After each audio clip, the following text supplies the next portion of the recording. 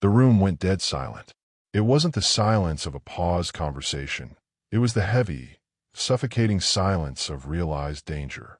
Dr. Kellerman, a man who had spent 40 years treating everything from house cats to wild stallions without flinching, backed away from the examination table.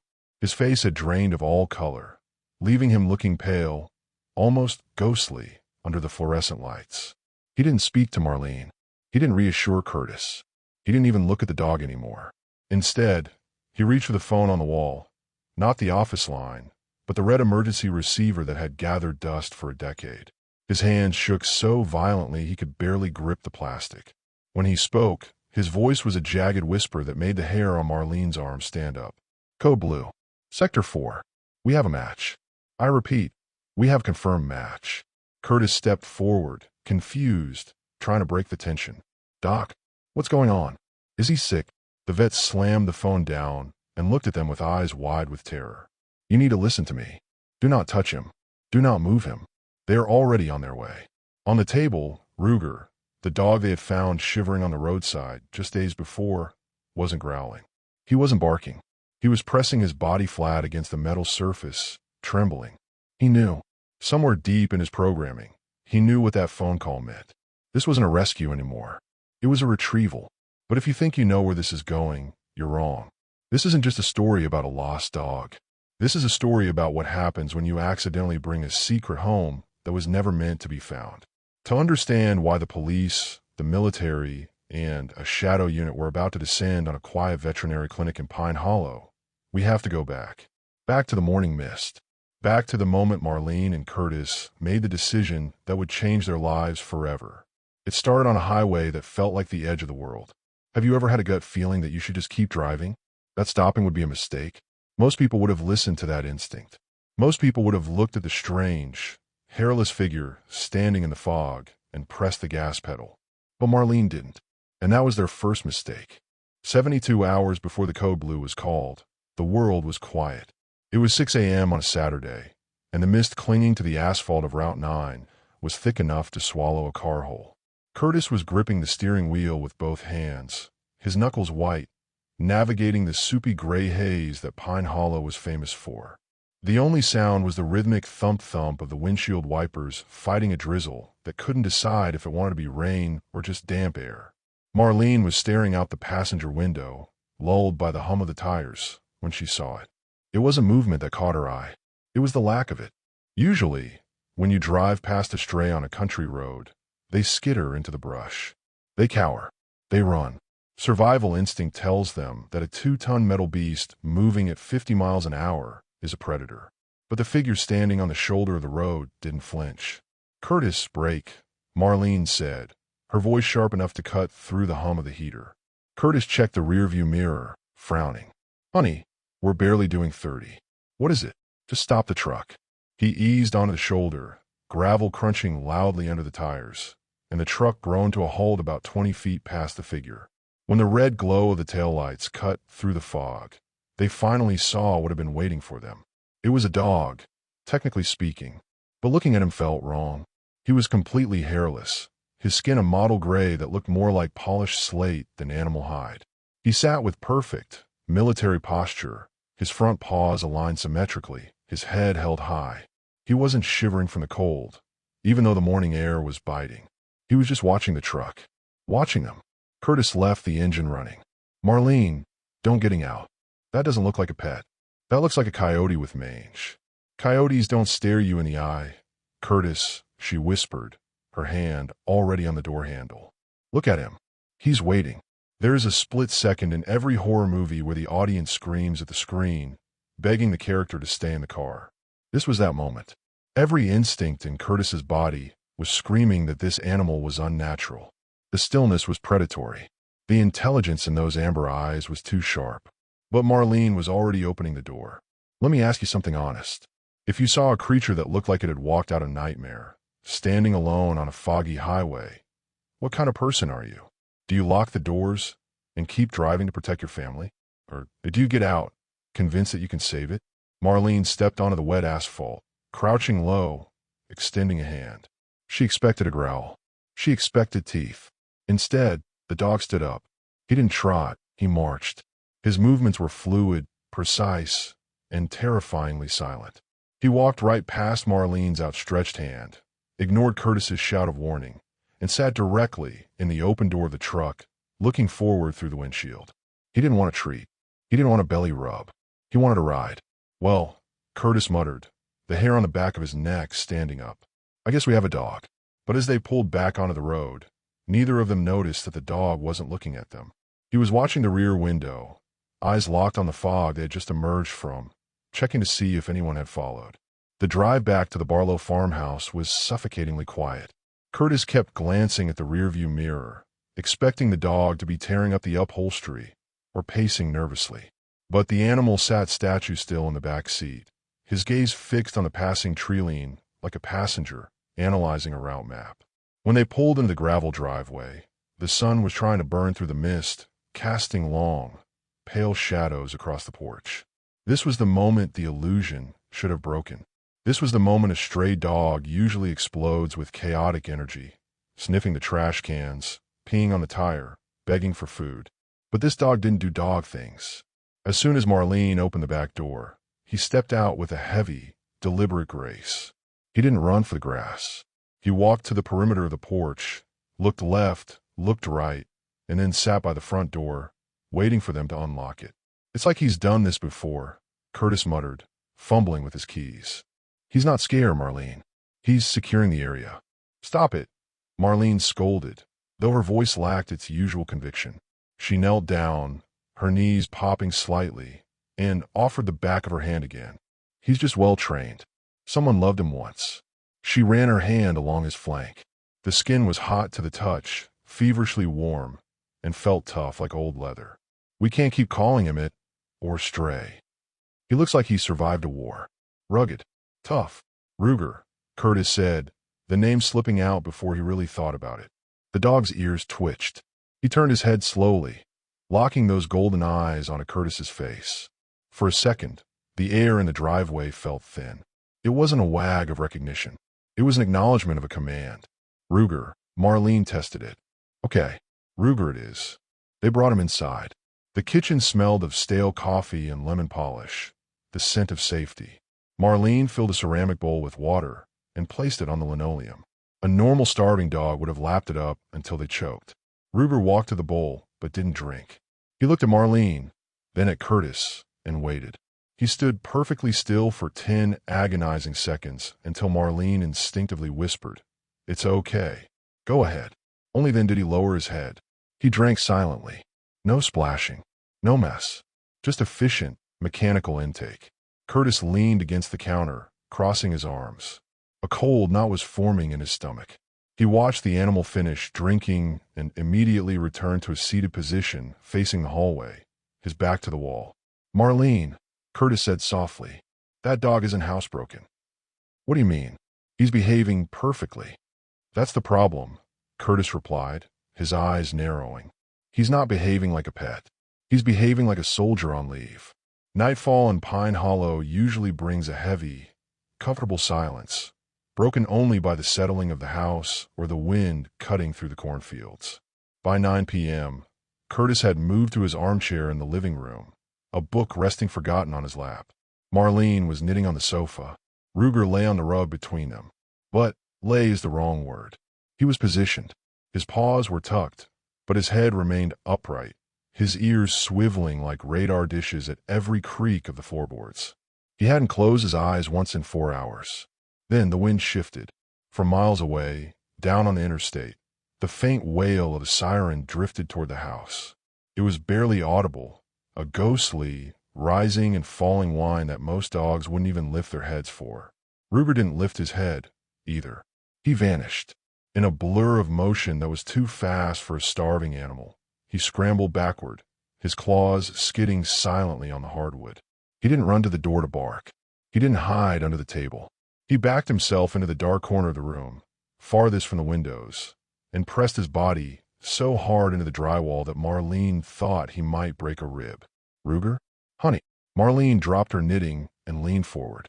"It's just a noise. It's okay." But it wasn't okay. As the siren grew slightly louder, Ruger's reaction shifted from fear to something that made Curtis's blood run cold. The dog stopped trembling. His breathing stopped completely. He lowered his center of gravity, his muscles bunching up like coiled steel springs, and fixed his eyes on the front door. He wasn't cowering anymore. He was preparing for a breach. "Curtis," Marlene whispered, the fear finally creeping into her voice. "Look at his eyes." Curtis looked. The golden warmth was gone. Ruger's pupils were blown wide, swallowing the iris, focused with a terrifying intensity on the latch of the door. It was the look of a creature that knew exactly what kind of violence accompanied that sound. "That's not a thunder scare, Marlene," Curtis said, standing up slowly so as not to startle him. "Dogs get scared of thunder. They get scared of fireworks. They don't do that. He thinks they're coming here," she realized, her heart breaking.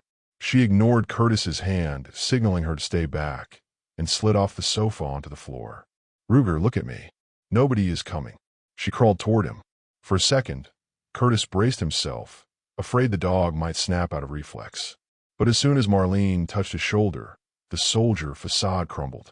Ruger collapsed against her, burying his face in her sweater, shaking so violently his teeth chattered. He wasn't a monster. He was a victim. But as Curtis watched his wife rock the terrified animal, he couldn't shake the image of that split-second transformation. How quickly Ruger had gone from resting to lethal readiness. A stray dog runs from danger. This dog had prepared to fight it. And Curtis knew, with a sinking feeling, that you don't learn that kind of behavior in a backyard. You learn in a cage. The next morning brought sunlight, but it didn't bring normalcy. If the siren incident had been a crack in the facade, what happened over breakfast shattered it completely. Curtis was at the stove, flipping eggs, trying to shake off the unease from the night before. Marlene was setting the table.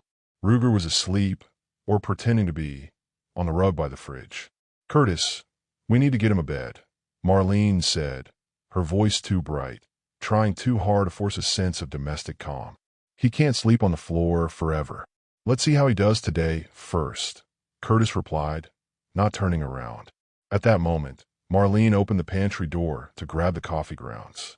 It was a small noise, a hinge squeak, a plastic bag rustling. Ruger didn't just wake up, he activated. He stood up in a single, fluid motion. But instead of coming to Marlene for food, he moved toward the open hallway leading to the bedrooms. Curtis turned off the stove and watched, the spatula hovering in midair. "Watch him," Curtis whispered. Ruger approached the doorway to the darkened living room. He didn't trot in. He stopped at the frame, pressing his shoulder against the jamb. He quickly peeked his head around the corner, scanned the left side, pulled back, then scanned the right side. Only after confirming the room was empty did he step across the threshold. He repeated the process at the bathroom door. "Stop. Look left. Look right. Enter." "He's checking the corners," Curtis said, his voice flat. "Marlene, that's not a quirk. That's a room-clearing drill. He's just exploring, Curtis. He's in a new house." "No," Curtis argued, abandoning the eggs and walking over to where Ruger stood rigid in the hallway. "A dog explores with his nose. He sniffs the carpet. He smells the shoes. Ruger isn't smelling anything. He's using his eyes. He's checking for blind spots." Curtis knelt down, snapping his fingers to get the dog's attention. Ruger looked at him, his expression unreadable. There was no tail wag, no panting tongue, just a calm, waiting stare. "Who taught you to do that?" Curtis asked the dog, not expecting an answer, but desperate for one.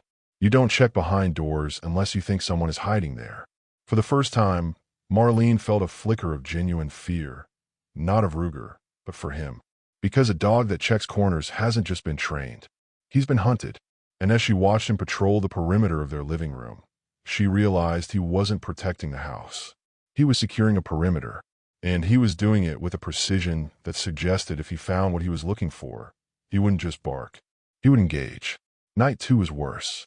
If the day had revealed Ruger's training, the darkness revealed his trauma. The house settled into its usual slumber around 11 p.m. Curtis and Marlene went to bed, leaving the bedroom door slightly ajar so Ruger could come in if he wanted. He didn't come in. At 2 a.m., Curtis woke up. It wasn't a noise that woke him. It was the feeling of being watched. He lay still, listening. The house was silent, too silent. No crickets, no settling groans of the timber. He slid out of bed, careful not to wake Marlene, and crept into the hallway. Ruger was there. He wasn't sleeping. He was pacing. But it wasn't the anxious, frantic pacing of a dog with a full bladder. It was a slow, rhythmic figure-8 pattern in the center of the living room. Tap, tap, tap. His claws clicked softly on the hardwood. He walked to the front window, stood on his hind legs, and peered through the blinds. He held the position for 10 seconds, scanning the darkness of the yard. Then he dropped down, walked the length of the room to the back door, and repeated the action. He was walking a guard route. Curtis stood in the shadows of the hallway, watching. 10 minutes passed. 20. Ruger didn't stop. He didn't drink water. He didn't lie down. He just walked the line, window to door to window. It was exhausting just to watch. The animal was running on pure adrenaline and cortisol, unable to switch off the command that had been burned into his brain. Watch. Wait. Report. Ruger, Curtis whispered. The dog froze mid-step. His head snapped toward Curtis. In the moonlight filtering through the blinds, his eyes reflected a pale, ghostly green. He didn't look like a pet. He looked like a sentry caught at his post. "Buddy, you have to sleep," Curtis said, his voice thick with pity. "Nobody is coming. You're off the clock." Ruger stared at him for a long moment. Then, very slowly, he walked over to Curtis. He didn't nudge his hand for affection. He simply leaned his weight against Curtis's leg, heavy and warm. It was a lean of pure exhaustion. "I know," Curtis murmured, scratching behind the dog's razor-sharp ears. "I know you're tired, but you can't keep doing this." As he rubbed the dog's neck, trying to soothe him, Curtis's thumb brushed against something hard. Not bone, not muscle. He frowned, his fingers probing deeper into the loose skin near the jugular. "What is that?" he whispered to the empty room. It was small, rectangular, and rigid, and it was sitting right under the skin, pulsating with a faint, almost imperceptible heat. By morning, the curiosity had turned into a gnawing anxiety. The sun was bright, flooding the kitchen with a deceptive cheerfulness, but Curtis couldn't focus on his coffee. He kept staring at Ruger's neck. "Marlene, come here," Curtis said. He was kneeling on the kitchen floor, Ruger sitting patiently between his legs. "What is it?" Marlene asked, wiping her hands on a dish towel. "Feel this. Right here." He guided her hand to the spot on the left side of Ruger's neck, just below the ear. Marlene's fingers probed the loose skin. She frowned. "A microchip? We assumed he might have one." "No." Curtis shook his head. "I've felt microchips in a cattle. They feel like a grain of rice. Small. Round. This feels flat," Marlene whispered, pressing harder. Ruger didn't flinch. He didn't even pull away. He just stared straight ahead, stoic as ever. "It's rectangular," Curtis said. "And feel the edges. They're sharp. And it's deep, Marlene. Deeper than a standard chip should be." He parted the thin, velvet-like fur to get a better look at the skin. There was no scar, no entry wound. Whatever this was, it had been there for a long time. But as Curtis looked closer, he noticed something else. A series of faint, white tattoos running parallel to the lump. X7. Just 2 characters. Tiny, faded, but unmistakable. X7. Marlene read aloud, her voice trembling. "Who tattoos a dog?" "Laboratories," Curtis said, the word hanging heavy in the air. "Or the military." He stood up, dusting off his knees, his face set in a grim line. The pieces were falling into place, but the picture they were forming was terrifying. The silence, the tactical movement, the fear of sirens. And now, a government-grade marking. "We're not waiting," Curtis said, grabbing his keys off the counter. "Get his leash. We're going to see Kellerman. Now." Marlene didn't argue. She looked at Ruger, at the intelligent, golden eyes that seemed to hold 1,000 secrets, and she felt a sudden, overwhelming urge to protect him. Because whatever was under his skin wasn't just an ID tag. It was a target. The drive to Pine Hollow Veterinary Clinic felt longer than the 10 miles it actually was. The sky had turned a bruised purple, heavy with unspilt rain, casting a strange, metallic light over the fields. Inside the truck, the air was thick with unsaid fears. Marlene had her hand on Ruger's back the entire time. He wasn't sitting up like a soldier today. He was low in the seat, his chin resting on the armrest, his eyes darting to the side mirrors every time a car passed them. "He knows something is wrong," Marlene whispered. "Look at him, Curtis. He's shaking again." "He probably hates the vet," Curtis said, gripping the wheel. Most dogs do. No, she insisted. This isn't I hate shots shaking. This is I'm trapped shaking. She was right. As they turned off the main highway onto the road leading to town, Ruger let out a sound they hadn't heard yet. It wasn't a whine. It was a low, vibrating hum in his chest, a suppressed growl of pure anxiety. He tried to climb into the front seat, scrambling over the center console, pressing himself between Curtis and Marlene. He wasn't attacking. He was hiding. He buried his head under Marlene's arm, his body rigid. He thinks we're taking him back, Marlene realized, tears pricking her eyes. Curtis, he thinks we're taking him back to them. We're helping him, Marlene, Curtis said, though his voice wavered. We have to know what that thing in his neck is. If it's hurting him, Kellerman needs to get it out. They pulled into the clinic's parking lot. It was empty, save for Dr. Kellerman's old sedan. The neon open sign buzzed faintly in the window. Curtis killed the engine. The silence that rushed back into the cab was deafening. It's okay, buddy, Curtis said, turning to the trembling dog. We're just going to see a friend. Just to check up. Ruger looked at him. The trust in his eyes was heartbreaking, but behind it was a deep, primal panic. He let them clip the leash on. He let them lead him out of the truck. But as his paws touched the pavement of the clinic lot, he hesitated. He looked up at the sky, sniffed the air, and then looked back at the road they had just come from. It was a look of goodbye, as if he knew that once he walked through those glass doors, he wasn't coming back out the same way. The clinic smelled of rubbing alcohol and bleach, a sharp, sterile scent that usually made animals nervous.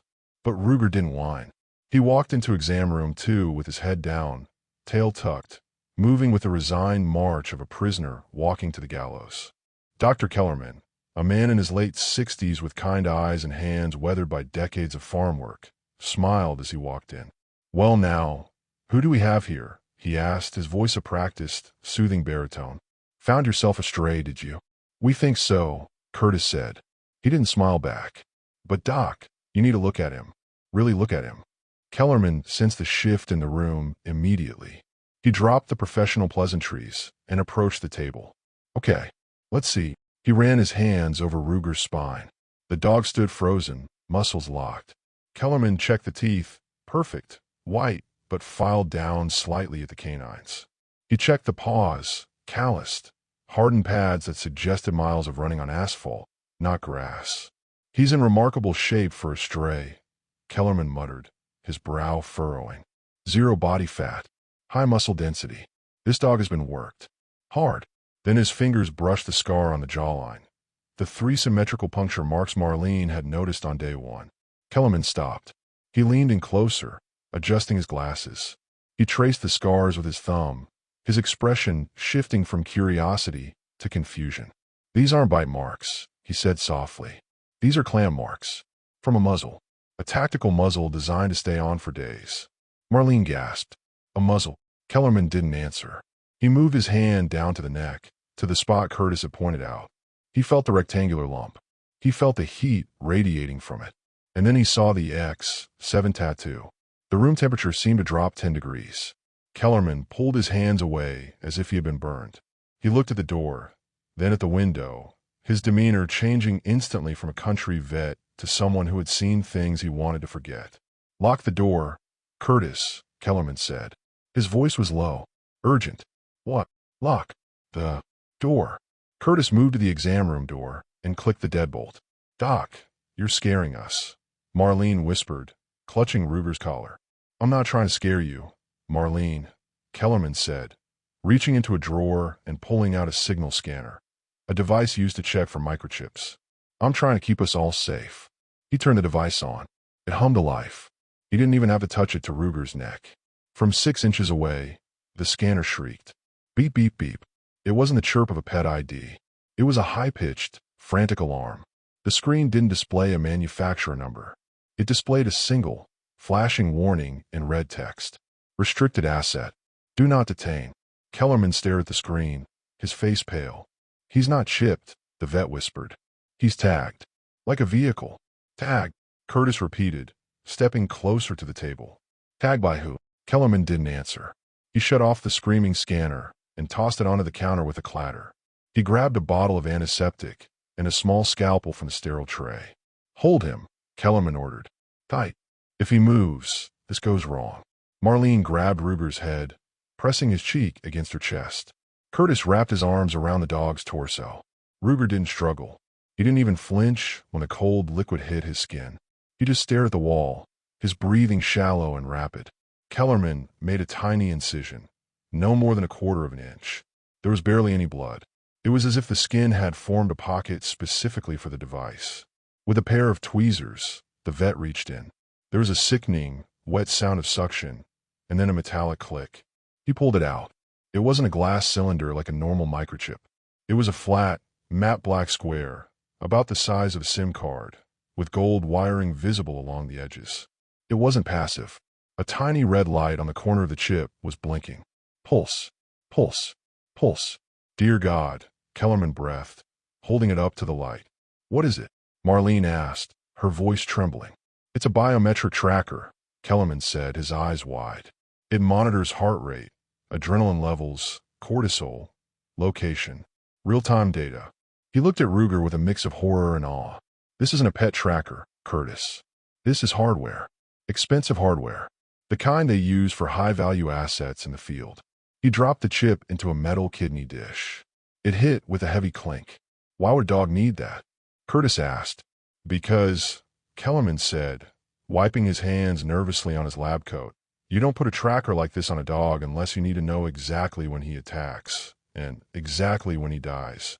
The red light on the chip in the dish stopped blinking. It went solid red. Kellerman froze. He looked at the dish, then at the phone on the wall. The signal, he whispered. We just broke the connection. And that brings us back to where we started. The silence. The realization. The phone call. Because breaking the connection didn't turn the tracker off. It sent a distress signal. The moment the red light went solid, the air in the room changed.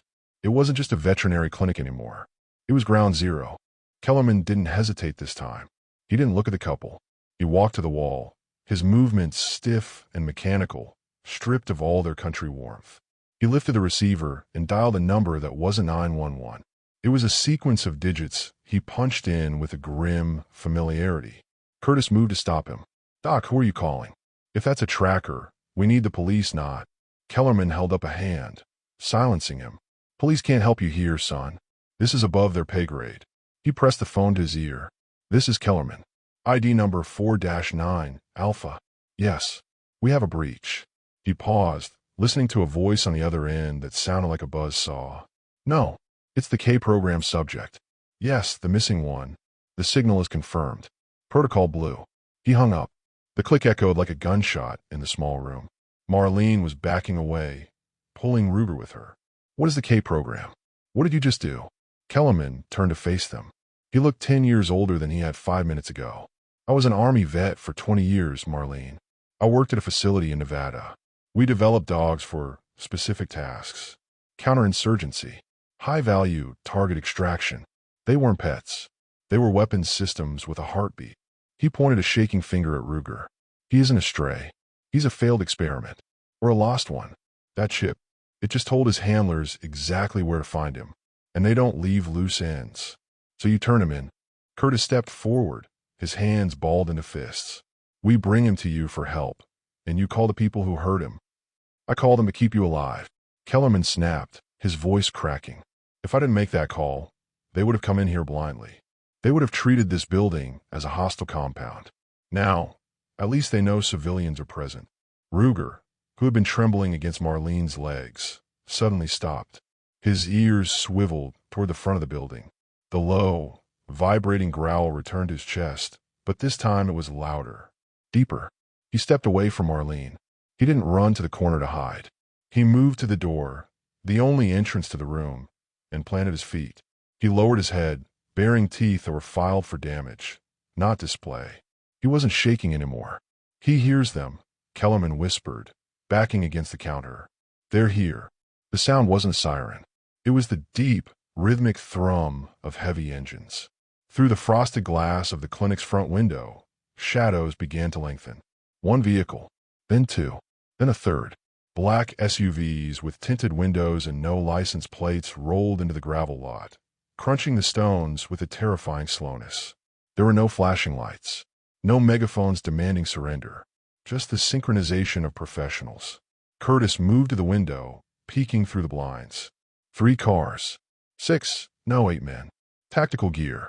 No insignias. Get away from the window. Kellerman hissed. The doors of the SUVs opened in unison. The men who stepped out didn't look like local SWAT. They wore slate-gray uniforms, heavy body armor, and carried rifles that looked far too advanced for animal control. They moved in a diamond formation, silently surrounding the building. Inside the exam room, Ruger let out a single, sharp bark, a sound so loud it rattled the instruments on the metal tray. It wasn't a warning to the men outside. It was a warning to Marlene. Stay back. He positioned himself directly in front of her, his body acting as a shield. His hackles were raised in a ridge of stiff, dark bristles along his spine. The timid, shaking dog from the car ride was gone. In his place was the soldier Curtis had glimpsed that first night. The front door of the clinic chimed, a cheerful, welcoming ding-dong that sounded absurdly out of place. Dr. Kellerman, a voice called out from the lobby. It wasn't shouting. It was calm, flat, and authoritative. We have the perimeter secured. Please exit the examination room with your hands visible. Kellerman looked at Curtis and Marlene. Do exactly what they say. Do not argue. Do not make sudden movements. They're going to kill him, aren't they? Marlene sobbed, gripping Ruger's collar so hard her knuckles turned white. If he fights, Kellerman said grimly, they won't hesitate. The vet unlocked the deadbolt. He opened the door slowly, his hands raised. The hallway was filled with men.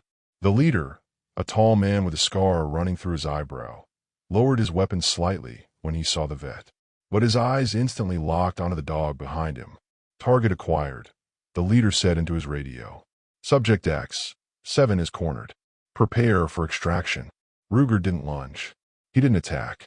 He stood his ground, staring at the leader with a look of recognition. A look of pure, unadulterated hatred. He has a name, Marlene said. Her voice was shaking, but it was loud enough to echo in the small hallway. His name is Ruger. The leader of the tactical team didn't blink. He stepped into the room, his boots heavy on the linoleum. His designation is X7, and he is property of the Department of Defense. Property. Curtis stepped in front of Marlene, shielding her. He's a dog. He was starving on the side of the road. He was escaping, the leader corrected, his eyes never leaving Ruger. He was in transit to a decommissioning facility when his transport crashed. We've been tracking him for 3 weeks. He's a prototype, genetically enhanced for stamina, pain suppression, and threat detection. He's a weapon, sir, and a malfunctioning one. He's not malfunctioning. Marlene cried.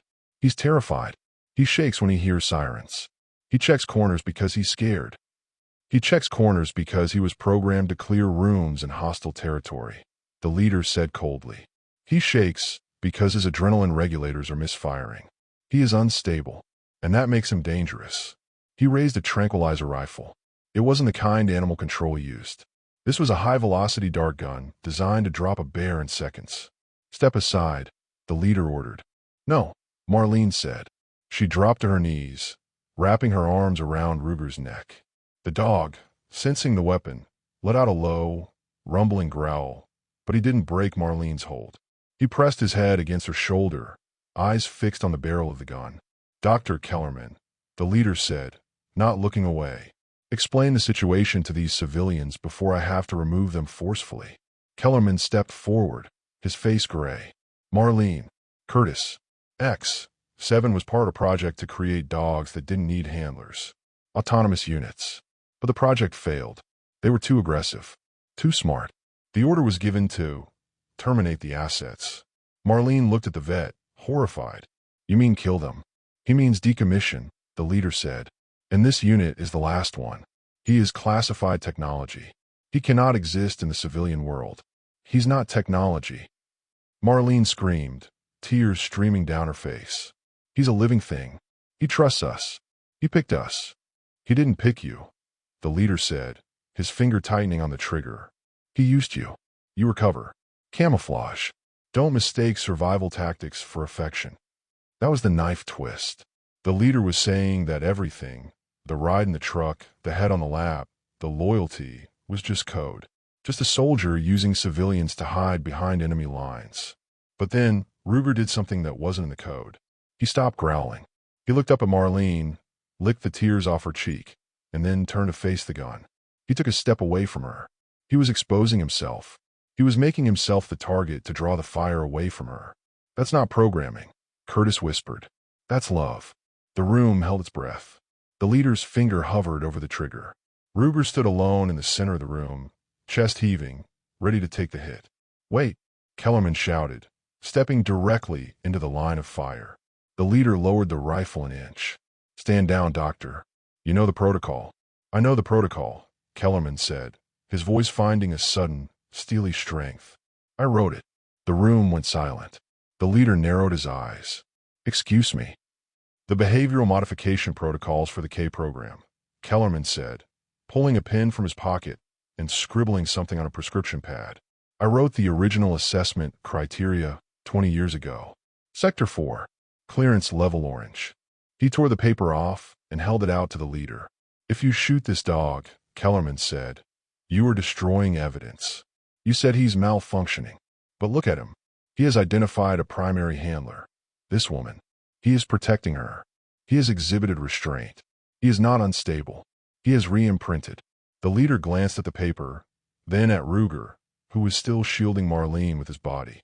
If he has re-imprinted, Kellerman continued, gambling everything on a bluff, then he is a successful prototype. And if you terminate a successful prototype, I will personally testify at the inquiry that you destroyed a multi-million-dollar asset without authorization. It was the only language these men understood. Not mercy, not love, bureaucracy, budget, assets. The leader hesitated.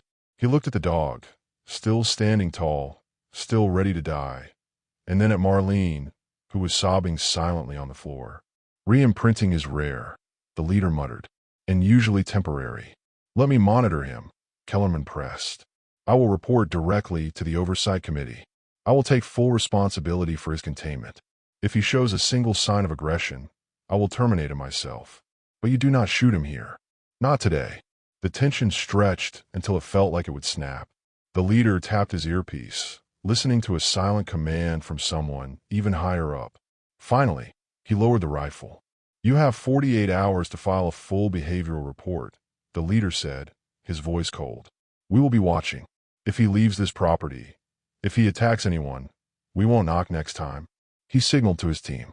Withdraw. The men lowered their weapons. They backed out of the room, melting away as quickly and silently as they had arrived. The front door chimed again. Engines roared to life. Gravel crunched. And then, silence. Marlene collapsed forward, wrapping her arms around Ruger's neck. The dog let out a long, shuddering breath and sank to the floor, his head resting heavily on her lap. He wasn't shaking anymore. For the first time since they found him on that foggy road, he closed his eyes completely. He was safe. It has been 6 months since the SUVs crunched out of the gravel lot, and life in Pine Hollow has returned to a quiet hum. But it's not the same quiet as before.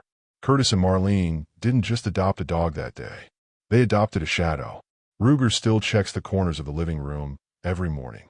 He still patrols the perimeter of the yard at 2 a.m., his golden eyes scanning the cornfields for threats that only he can see. The difference is, now Curtis walks with him. They share the watch. Dr. Kellerman kept his word. He files a weekly report to a P.O. box in Virginia that simply says, subject stable. Mission parameters, domestic. They never remove the chip. It sits there under his skin, a silent reminder of the life he escaped. But the red light doesn't blink with panic anymore. It pulses with a steady, calm rhythm, the heartbeat of a creature that finally found the one thing his programming never accounted for. A home worth fighting for. Ruger wasn't a malfunctioning weapon. He was a soldier without a cause. And when he found Marlene and Curtis, he didn't stop being a soldier. He just found his commanders. So, I have one last question for you. Most people want a pet that plays fetch and sleeps at the foot of the bed. But some dogs come with baggage. Some come with scars, trauma, and a past that would terrify you. If you found a Ruger, a dog that was broken, scared, and dangerous, would you have the patience to help him re-imprint? Or would you have let the authorities handle it? Comment, I would, below if you believe every soldier deserves a quiet retirement. And if this story moved you, If you felt that knot in your stomach when the trucks arrived, then you're exactly the kind of person who belongs in this community. Subscribe now, because the next story might change how you see the world.